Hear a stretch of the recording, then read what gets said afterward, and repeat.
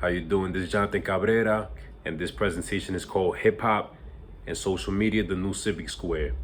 So when you talk about a civic square, that's basically a public venue where people gather together and they speak about things like politics, religion, etc., etc.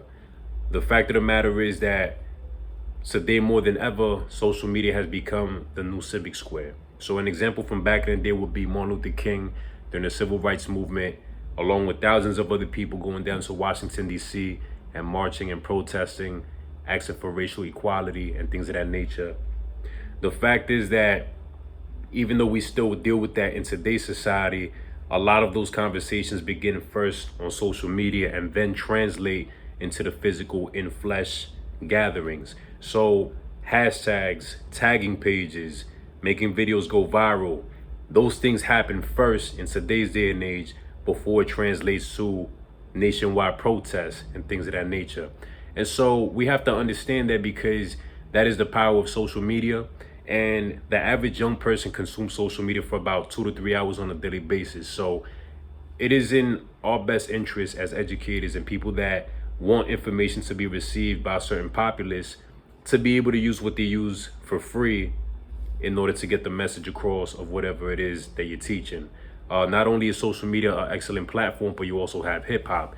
Hip hop went from being one of the most hated genres to come out in recent decades to being one of the most consumed and one of the most utilized by politicians, big corporations, and even education. An example of this would be Michelle Obama. She created a rap music video encouraging students to enroll into college. And then you also have Bernie Sanders sitting down with Cardi B asking her about her political views. On the other side, you also have the NFL teaming up with Jay-Z, curating programs that revolve around hip hop and also addressing certain issues within the community and things of that nature. So the fact of the matter is that these two platforms, these two mediums are pretty much here to stay. They're not going to go anywhere. Hip hop in specific is actually grossing in revenue the same amount that Major League Baseball grosses, and baseball has been around for over 100 years. Hip hop on a commercial level has only been around since the 80s. So the future is bright for hip hop and for social media, of course, as well. So the fact of the matter is, how do we take these things? How do we apply it into the classroom dynamic, into a learning environment?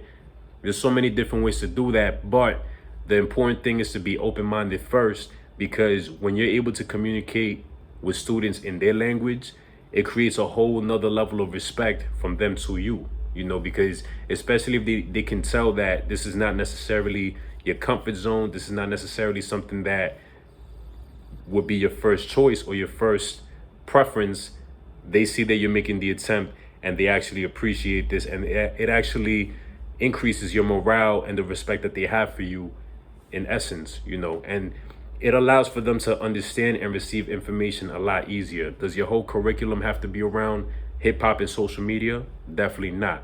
But it's important to create a more inclusive space, to diversify the material that you use. And these are just two elements that can be used for that. So I'm gonna give you an example of a rap / spoken word that I perform for my students when I talk about criminal justice. So this is just a little piece of it. I'm my ancestors' wildest dreams coming to fruition. My people come from places where we have rotten conditions. According to the bureaus, I'm supposed to be a statistic. Analytics call me criminal for my birth or existence. I'm out here with a blaze, some got a Glock for resistance. I'm just trying to stay safe from shock of going ballistic. The media try to ruin us with shots at our image. They don't show us going to Harvard, only shots of ballistics. We on the front page, it look like a gun range. Call a brother Thug Strange when whites snort the cocaine. College data plug, man, then they model ball, man. We known to play sports, all state, be no cage. Quick to hook a brother up a pair of state greens.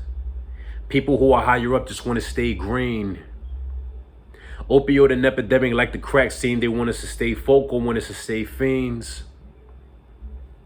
All these politicians just be talking, don't be walking. All this political jargon cover up many of your caucus. Never side with issues less in need of our support. Otherwise, we up in court. If you're running for a caucus genocidal, then it turns suicidal. Living life on survival. Put their hand on the Bible. Office remains idle. Money remains the idol. Asking for an inch. Nah, we never get a mile. Our people be sobbing. All of this got me throbbing. Youngest began robbing. We have no Batman and Robin. They done killed all our heroes. Memory of them zero. Homie, this here a jungle and lion tigers is feral. So that's just a small example right there. Hopefully you enjoyed this small little snippet right here and that you select the best presenter for the panel picker. Thanks so much. Enjoy the rest of your day.